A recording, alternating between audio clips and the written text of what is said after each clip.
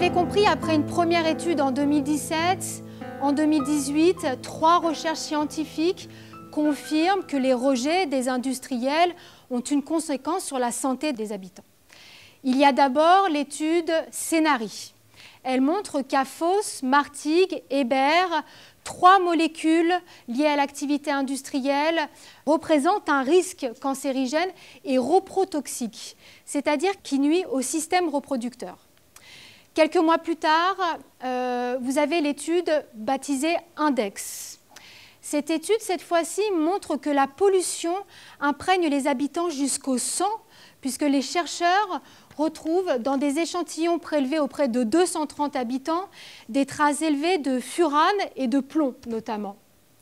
Enfin, une 3e étude effectuée par une association révèle une contamination aux métaux lourds et aux produits chimiques d'aliments produits localement et pourtant estampillés AOC. Donc pour résumer, en l'espace d'1 an, vous avez 3 recherches scientifiques qui font toutes le même constat. Les usines impactent la santé des habitants. Alors forcément, on s'interroge sur savoir si ces études ont porté leurs fruits. On se demande si elles ont permis aux habitants de se faire entendre, d'obtenir des réponses lorsqu'ils demandent au pouvoir public si vivre dans cette zone représente un risque pour leur santé. Aux autorités également de prendre pleinement conscience des risques liés à l'activité industrielle. Pour répondre à cette dernière question, on a bien sûr envoyé une demande à la préfecture des Bouches-du-Rhône pour faire monter sur scène ce soir un représentant de l'État. Notre demande est restée lettre morte. Alors ce soir, pour comprendre le sentiment des habitants, nous allons écouter Daniel Moutet. C'est une figure incontournable qui incarne le combat des habitants pour se faire entendre, en lançant il y a 20 ans son association de défense et de protection du littoral du golfe de Fos. Il a entamé un bras de fer avec les industriels et les pouvoirs publics. Il reconnaît toutefois qu'il assiste ces dernières années à une prise de conscience des autorités. On l'écoute. Il y a, en règle générale, une prise de conscience de tout le monde.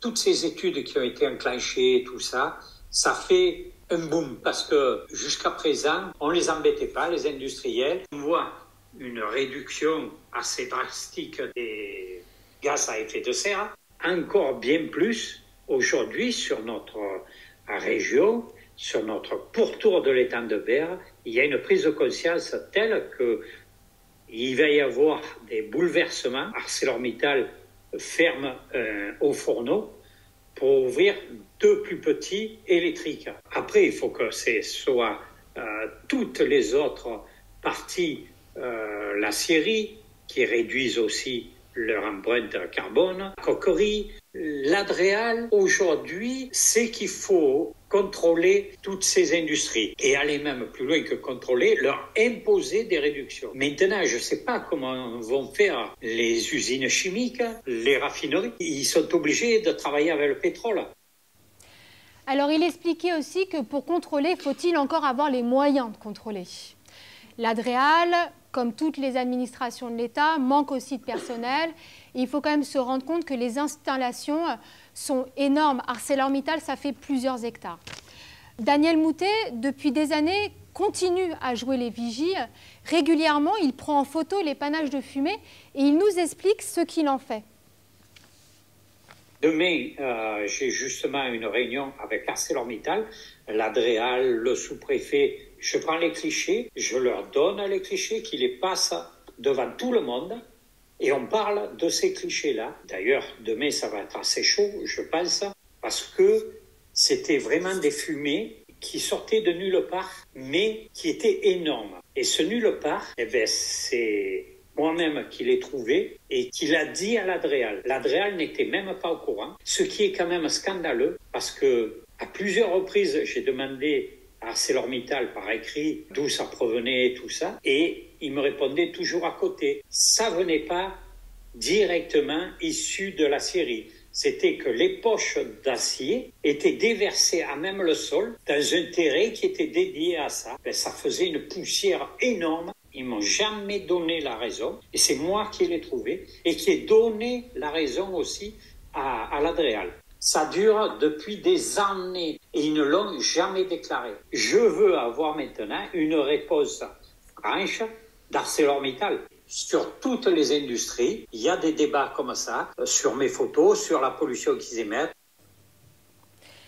Alors, vous l'aurez compris, parmi les plus gros pollueurs de la Saône, il y a ArcelorMittal, spécialisé dans l'acier. Voici un extrait du documentaire Fausse, les fumées du silence, réalisé en 2019 par Nina Hubinet et Jean Perrin. Sur ces images que l'on nous a transmises, nous sommes à l'intérieur de l'usine ArcelorMittal. Il y a des gars qui travaillent là, sur une nacelle côté machine, là, il faut lui faire 2 fuites. Là. Les fumées jaunâtres que l'on voit sont appelées des émissions diffuses. Elles sont dues à des fuites sur des installations en mauvais état. Au lieu de rester dans les fours, ces gaz s'échappent dans l'atmosphère. Chargés en benzoapyrène, un cancérigène très agressif, ils peuvent être renvoyés vers la mer ou vers les habitations. Alors cette usine est même le principal émetteur de polluants dans l'atmosphère à l'échelle du département. Ce ne sont pas les associations qui le disent, mais le très sérieux Conseil général de l'environnement et du développement durable, une instance rattachée au ministère de l'écologie, dans un rapport publié en toute discrétion en 2018. Malgré cela, ArcelorMittal continue de bénéficier de la part de l'État de dérogations qui lui permettent de polluer plus que ne l'autorise la réglementation européenne. Et cela alors qu'ArcelorMittal est régulièrement épinglé pour ses manquements à la réglementation. Depuis 2012, l'usine de Fos, a écopé d'au moins 8 mises en demeure. Alors, une mise en demeure, c'est un acte administratif par lequel la préfecture demande à un industriel de se mettre en conformité en lui imposant un délai. Mais il n'y a pas qu'ArcelorMittal qui ne respecte pas la réglementation dans la zone. Il n'y a qu'à éplucher les rapports d'inspection de la Direction régionale de l'environnement pour constater que d'autres usines comme Esso, Chem1, Dépôt pétrolier de Fos, Lyondell-Basel dépassent les seuils de pollution et ne respectent pas d'autres réglementations. Dans la zone, il y a aussi, comme dans d'autres zones, des incidents d'exploitation. C'est lorsqu'il y a une panne ou une fuite qui va entraîner un rejet accidentel dans l'eau ou dans l'air. Entre 2016 et 2021, un bureau d'analyse en a recensé près de 600 dans les Bouches-du-Rhône, plus ou moins important. Plus de la moitié concerne la zone de Fos. Comme ce lundi de Pentecôte, lorsque des familles profitent de leur jour férié sur la plage, alors que surgit soudainement un panache de fumée ocre. Ou comme il y a 30 ans, lorsqu'un incendie endommage l'usine Total de la Med. Le bilan est lourd, 6 morts et 37 blessés. Ces incidents d'exploitation et ces manquements à la réglementation sont scrutés à la loupe par Julie Andreu, avocate. Depuis 4 ans, elle accompagne les habitants dans leur combat judiciaire. On l'accueille sur scène.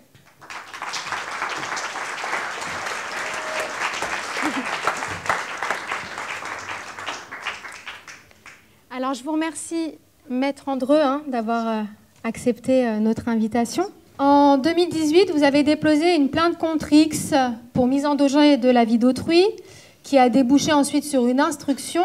Si je ne me trompe pas, vous en êtes à 250 parties civiles. C'est ça, 250 parties civiles, 7 associations et un syndicat. Alors, est-ce que vous pouvez nous expliquer où en est l'enquête ? Alors, en effet, on a déposé plainte contre X pour mise en danger délibérée de la vie d'autrui. La plainte est déposée entre les mains du parquet, du pôle santé publique de Marseille, qui donc l'a étudiée, a mené des enquêtes, qui ne l'a pas classée sans suite et qui a estimé qu'il y avait un début de caractérisation de l'infraction de mise en danger. Ça fait donc 2 ans que cette plainte est entre les mains de la juge d'instruction, qui travaille activement sur le dossier. Alors, il y a le secret de l'instruction, donc je ne peux pas divulguer des informations, en effet, qui sont inhérentes à ce dossier, mais je peux quand même dire qu'elle est très active dans le dossier, qu'elle a effectué des saisies, des enquêtes, des auditions, Et donc, aujourd'hui, c'est vrai que l'étape que nous attendons tous, en tout cas que les parties civiles attendent, ça serait une mise en examen des industriels. Alors, depuis 2 ans, elle ne travaille que sur un seul industriel, c'est ArcelorMittal, puisque nous, on a déposé plainte contre X, c'est-à-dire qu'on ne vise personne en particulier, mais en fait, on vise tout le monde. Et donc, la juge d'instruction, comme vous l'avez dit, s'est très vite rendu compte que on va dire, le pollueur le plus important de la zone est ArcelorMittal. Donc, elle a dirigé ses investigations contre cet industriel.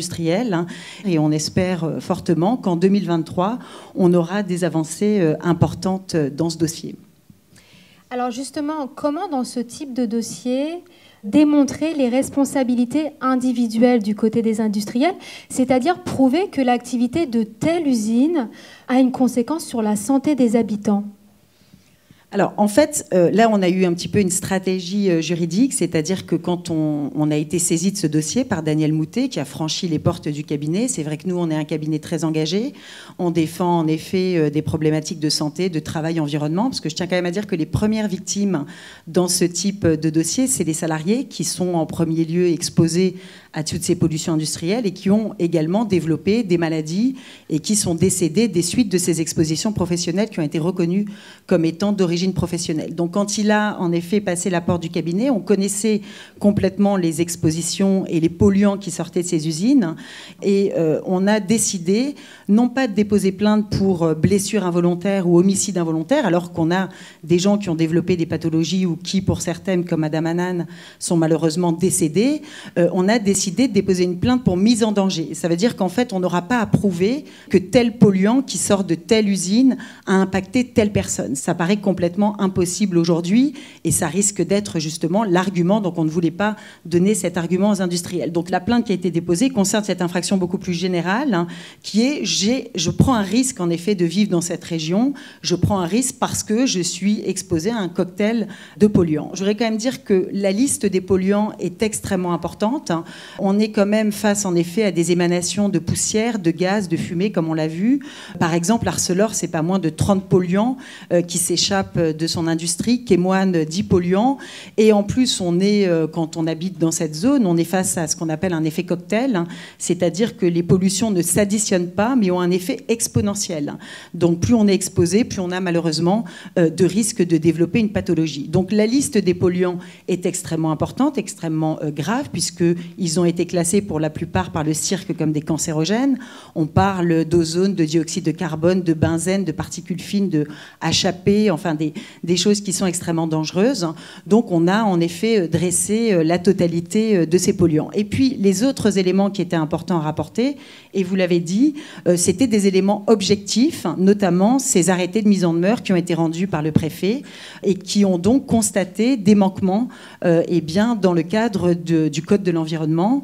C'est pas moins de 8 arrêtés de mise en demeure, mais par exemple également pour Arcelor, je ne veux pas citer qu'Arcelor, Chemoine, Esso, comme vous l'avez dit, des pétroliers de Fos également, ne manquent pas à l'appel, mais en tout cas pour Arcelor, sur un an, c'est pas moins de 7 incidents, et notamment un qui a libéré pratiquement 75 000 mètres cubes de gaz toxiques dans l'atmosphère.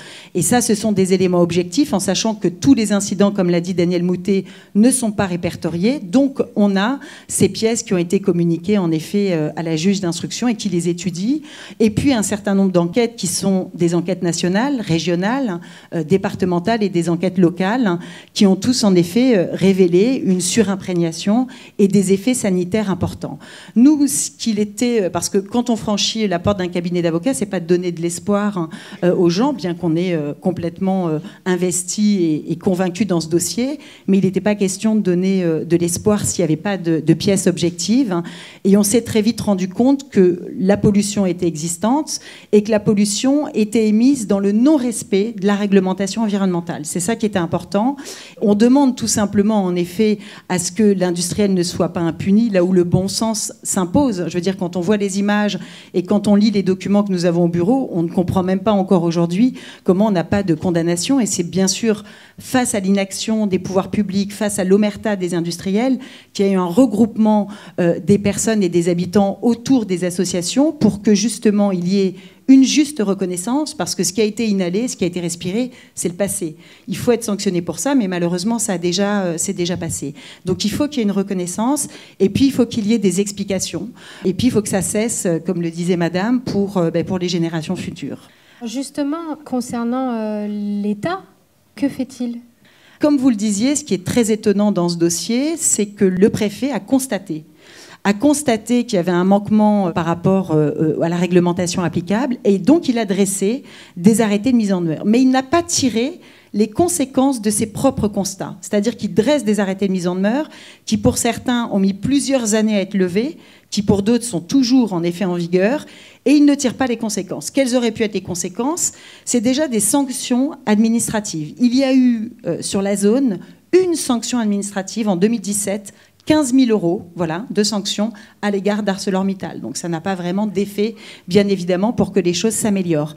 Et c'est tout. Donc c'est la raison pour laquelle, avec l'association, avec les habitants, après avoir déposé plainte, nous envisageons, dans les mois à venir, déposer également un recours contre l'État pour inaction, pour carence fautive, parce que, bien sûr, l'État a les moyens de faire respecter. Et en tout cas, ce que je voulais également dire, c'est que depuis qu'on a déposé plainte, on s'est rendu compte qu'il y avait une réaction de la part des industriels. Il y a eu quelques améliorations qui ont été effectuées. Parce qu'on a eu à plaider des dossiers, notamment contre Arcelor. Et il faut savoir que le premier argument qui est soulevé pour dire « mais en fait on pollue, mais ne vous inquiétez pas », il y a en effet le Mistral qui est là pour faire évacuer la totalité de la pollution vers la mer, qui serait le grand épurateur de la région. C'est l'argument principal d'Arcelor en procès, face pourtant à des éléments objectifs. Et ils vont vous dire que quand il a été décidé d'installer cette zone à cet endroit, le critère géographique du Mistral a été le premier argument retenu. Alors que nous, quand on a dû répondre à cet argument, on s'est rendu compte que déjà le Mistral n'est pas le vent dominant dans la région. Il est vrai qu'alors que le Mistral va permettre d'évacuer les fumées, les poussières, les vapeurs et les polluants dans la mer, mais un peu plus loin vers Martigues et un peu plus loin vers Marseille. Mais le vent dominant dans la région, c'est le sud-sud-est. Et le sud-sud-est, ça fait rentrer directement la pollution dans la ville. Et puis, il y a aussi l'absence de vent. L'absence de vent, c'est la stagnation des poussières, c'est pire. C'est-à-dire que là, ça va se diffuser, ça va rester très longtemps. Et même là, on se dit, mais quand est-ce que le vent va se lever pour faire échapper la pollution ? Donc, voilà, beaucoup d'éléments qui donnent lieu, en effet, à débat et à critique de notre part, parce qu'on travaille beaucoup pour que le procès aboutisse. Mais on voit de l'autre côté, en effet, qu'il y a eu des améliorations, mais les réponses ne sont absolument pas à la hauteur, aussi bien de la part de l'industriel que de la part des pouvoirs publics. Et en 2019, 14 plaignants ont aussi enclenché une procédure au civil. La première décision est tombée en avril 2022 et elle est pour le moins surprenante puisque le juge reconnaît bien un trouble, mais rien d'anormal, puisque selon lui, les habitants savaient à quoi s'attendre en s'installant dans cette zone. Qu'en pensez-vous ? Alors, en effet, on a déposé ces actions et on s'est plutôt dit, je ne vois pas comment est-ce qu'on peut perdre un dossier comme celui-là, et même si on le perd, mais qui pourrait d'autre en France gagner un dossier de pollution ? Eh bien, en effet, comme vous le disiez, le juge nous a déboutés. Et alors, la motivation est beaucoup plus politique que juridique, alors qu'on doit normalement motiver une décision juridiquement. On a une décision politique qui est tout simplement de dire que le choix politique national qui a été fait à l'époque, en effet, ne permet pas de se plaindre de la situation qui est celle des habitants de Fos. Le juge dit que la situation des habitants serait jugée inacceptable partout en France, mais pas à Fos. Parce que justement, l'État a fait le choix délibéré de placer ses usines dans cette zone et donc, eh bien, on ne peut rien reprocher aujourd'hui aux industriels. On n'en est pas revenu. Quand on a lu ça, on l'a relu 3 fois. On a dit c'est pas possible. Et même, le juge va plus loin, il dit qu'en fait, les conséquences étaient prévisibles et donc elles sont normales. Il a tout simplement écrit noir sur blanc que les habitants de Fos étaient des sacrifiés. Je pense que par là, et c'est la raison pour laquelle je pense que vous avez posé ces questions, c'est mais s'ils ne sont pas contents, qu'ils partent. Seulement, il faut savoir que la ville de Fos, en effet, a un vrai patrimoine historique. Je veux dire, ils étaient là avant, pour certains. Tous ne se sont pas installés une fois que les usines étaient construites. Certains étaient là bien avant. Et donc, aujourd'hui, pour eux, ça serait même baisser les bras que de partir. La confiance a été rompue. Les gens, pendant très longtemps, ont cru que si on les laissait justement habiter là, c'est que l'État, eh bien, justement, était garant qu'il n'y avait pas de risque risque pour leur santé. Et puis les industriels, eh bien, ne polluaient pas au-delà de ce que la loi permet. On a fait appel, bien sûr, donc on attend la convocation de la Cour d'appel. Et heureusement, le juge est parti. Et on a replaidé une dizaine de dossiers, dont celui de Daniel Moutet, devant une nouvelle magistrate qui a été très à l'écoute et qui nous a tout de suite dit « je reprends tout à zéro ». On a été rassurés, on s'est dit « bon, elle va regarder peut-être autrement avec un autre œil ». Donc on attend la décision le 2 février. Donc j'espère, parce que je suis convaincue qu'on doit gagner dans ce dossier. Je veux dire, si on ne gagne pas dans celui-là, on ne gagnera nulle part ailleurs. Je pense à la vallée de la chimie, je pense à Lubrizol, je pense à beaucoup de zones en effet industrielles en France où on laisse les gens habiter à côté de tels sites sans leur dire qu'ils prennent un risque pour leur santé. C'est pas le procès de l'industriel. On n'est pas là pour dire on va faire fermer les usines. C'est un procès où on dit mais tout manquement appelle une sanction, une réponse pénale. Pourquoi pour l'industriel, ça n'appellerait pas de sanction pénale? Et comme l'a dit madame, je crois que le plus important, parce que c'est un problème de société, c'est de rappeler toujours que la santé et la vie sont plus importantes que le profit. Merci beaucoup.